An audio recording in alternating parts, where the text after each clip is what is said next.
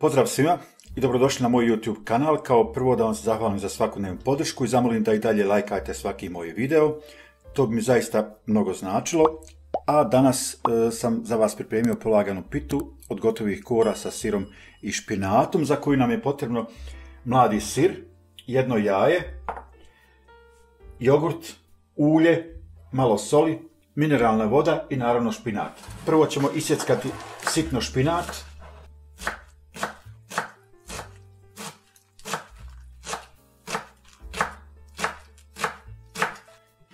Stavljamo sol.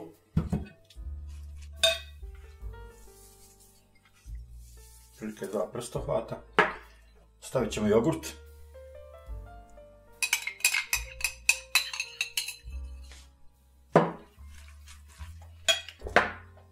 Jedno jaje.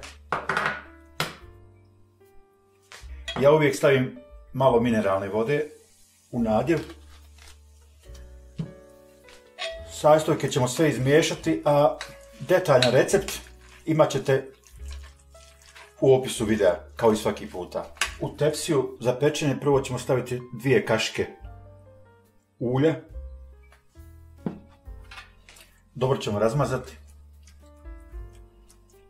po dnu i po rubovima, isto tako da nam se ne bi kore zalijepile, jer ćemo morati nakon nekog izvjesnog vremena da pitu okrenemo i da je dopečemo sa druge strane. Ja sam uzeo domaće gotove kore, u svakom pakovanju njih je 12, pa ćemo prvo staviti dole 3 kore. Malo puca, ali nema veze, to nikakve veze nema.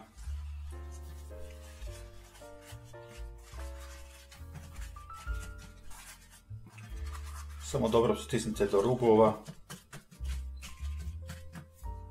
Naravno još malo ćemo staviti ulja.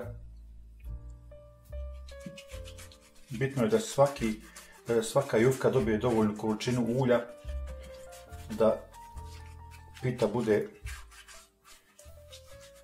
finog ukusa i da se fino ispeče.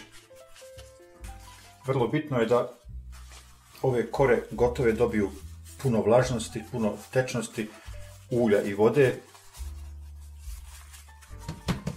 Evo još malo ulja. Sad ćemo u ostatak ulja staviti oko 2 decilitra mineralne vode, odnosno 200 ml. I sa tom smjesom ćemo preko nadjeva. Idemo sad nadjev. Ni previše, ni premalo. Do kraja. Tako. Znači svaka kora, jedan sloj nadjeva. Idemo sve u krug.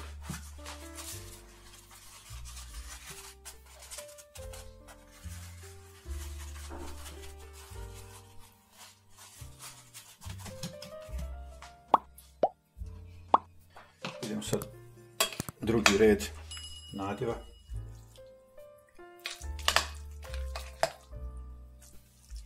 Preklopit ćemo i ovo ostalo.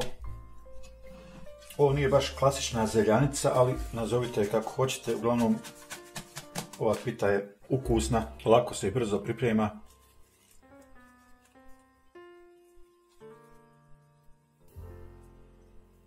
Ide ponovo nadjev, tako sve redom.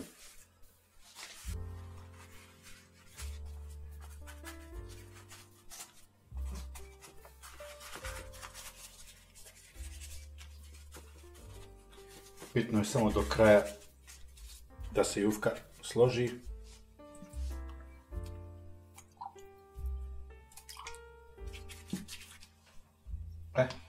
I sada završni dio. Odozgo idemo kore, da to se fino poklopi. Znači vrlo je bitno da svaki sloj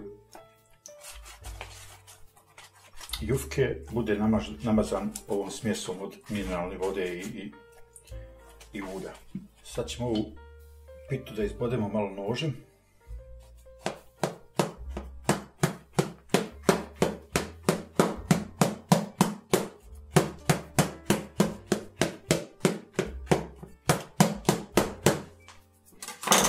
Stavit ćemo još mineralne vode.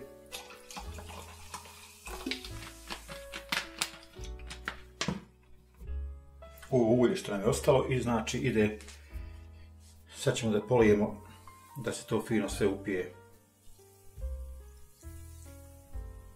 Pomoću ove sode iz mineralne će tijesto biti prhko, mekano.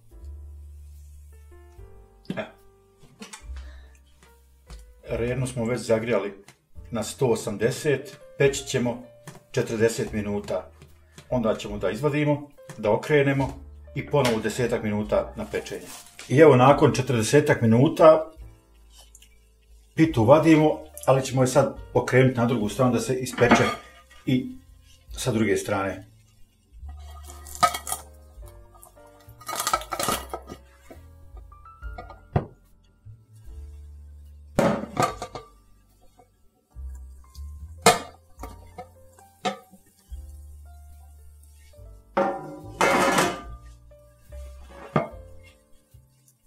Evo kako to fino izgleda.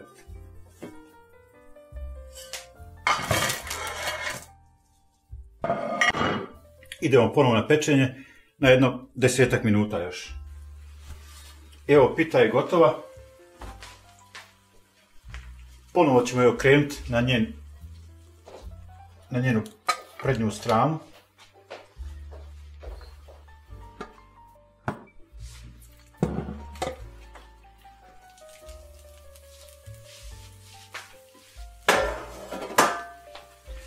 Evo vidite kako fenomenalno izgleda. Još malo ćemo ga sad sa mješavinom ovog ulja i mineralne vode.